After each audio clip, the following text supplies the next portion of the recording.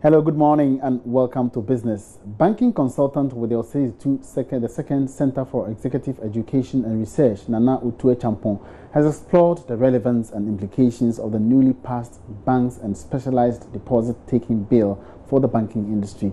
It is expected that the bill, when it becomes law, will help address gaps and inconsistencies in the banking laws and deepen cooperation with regional counterparts to improve regulation and supervision of foreign banks active in the country. All the bits and pieces about banking law since 2004. Presently, what we have is we got the Banking Act of 2004, amended in 2007. But if you take, for instance, the rural community banks, they don't have a specific law. It was done by administrative directive, and therefore this one seeks to bring all of them under one law. Once this bill has become law, then it repeals all the other two laws, that is the 2004 Banking Act and the 2007 Banking Amendment Act. And for the first time, the institutions under the banking law have been increased from 4 sectors to 5. Now, these are the sectors. You've got universal banks, then you have savings and loan companies, you have rural banks, you have microfinance institutions, and now they've added finance houses. So finance houses are the latest addition to the list of institutions that are allowed to take money from the public and grant loans. So bank financial institutions. So now the banks that are directly regulated have been those which have been registered in Ghana under the Ghana Companies Act. Now, foreign banks appear to have escaped in that because they have not been registered in Ghana, but they've got like branch offices, they were outside the regulatory regime.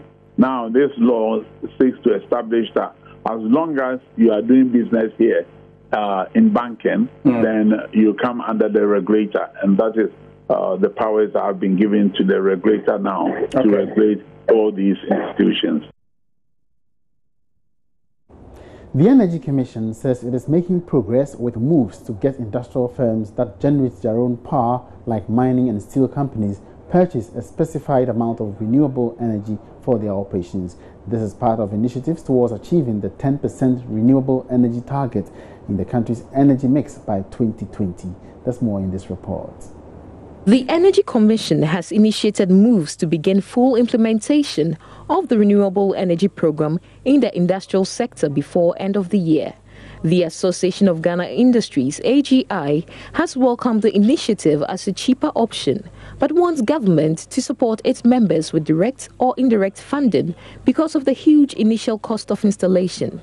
There's not resistance, but there's not also, if you like, adoption.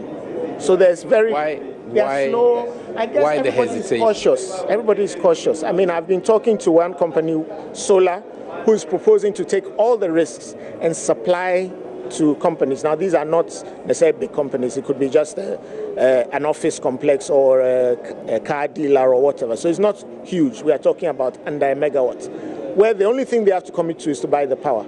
But people are very cautious of signing a 20-year agreement to buy power, and it's just a little bit of fear of the unknown. And I think that's why we are sort of encouraging them that yes, it's not a pipe dream, it's real, it can happen and it can work. And as you saw in the presentation, the cost is actually attractive. Meanwhile, the Africa Center for Energy Policy, ACEP, has criticized the Energy Commission for what it describes as an abuse of its authority to regulate the importation of renewable energy technology into the country.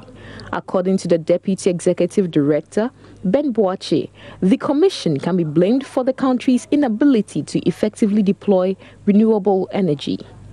there is so much discretion given to Energy Commission to license renewable energy, and it's sort of being abused, so there is that bureaucracy built into it. They determine what renewable even qualify to be a renewable. If you are bringing solar panel, Energy Commission says that this solar panel, because you don't have the full complements of the solar technology with batteries and inverters, we will not consider it as renewable. You can bring it in, but you ask yourself, what can you do with solar panels, without generating electricity out of it? So I think that we should be so plain and explicit in the provisions so that people can just pick the law and follow it and bring in the renewable. We're giving so much discretion to Energy Commission, and that is killing the adoption of renewable energy. And that's all in business for now. For more business news updates, you can log on to myjoyonline.com/business. Up next is sports.